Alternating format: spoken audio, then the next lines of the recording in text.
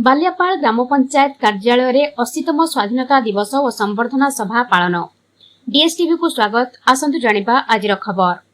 शनिवार सकाळ 8 घटिका समय रे बालियापाल पंचायत रो सरपंच बनलता दास का प्रतिनिधि आदर्श समाजसेवी हेमंत दास का सहयोग रे 80तम स्वाधीनता दिवस और संवर्धना सभा कार्यक्रम रे बालियापाल गोष्ठी उन्नयन अधिकारी, बालियापाल तहसीलदार, जोगाण अधिकारी, अंगनवाड़ी आशाकर्मी, सुवर्णरेखा हाईस्कूल, बालियापाल कचुआपड़ा स्कूल रो शिक्षक शिक्षयित्री, छात्र छात्री, समस्त वार्ड सभ्य सभ्या समाजसेवी, सांबादिक और ग्रामवासी उपस्थित रे बालियापाल रो समाजसेवी को संवर्धना करा जायथिला। श्री दास स्वाधीनता कौनसी उपहार नुहे बरं असंख्य स्वाधीनता संग्रामी त्याग, बलिदान और देशप्रेम फल। एक भारत श्रेष्ठ भारत गठन रे सहयोग करबा हमर कर्तव्य दायित्व बोली प्रकाश करथिले। शुभ्रांशु शेखर को रिपोर्ट, डीएसटीवी।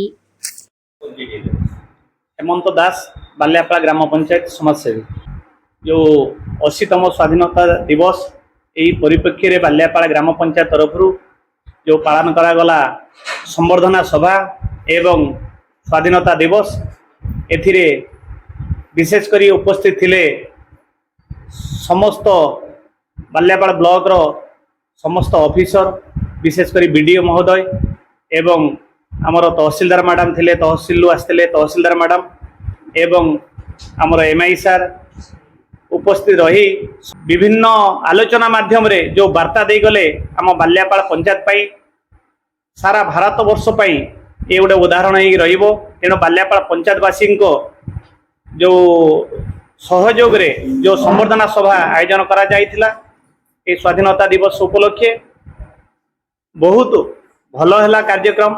बहुत खुशी लगिला जे बहुत बड़ प्रोग्राम एटा जोटा आम बालियापाल पंचायतवासी समस्त बसी गोटे निष्पत्ति नहीं जे आम समस्त को जो पदाधिकारी अच्छी जो माने भल कार्यक्रम करुचंती, भल सेवा दौरान तांको आम संवर्धना करूँ।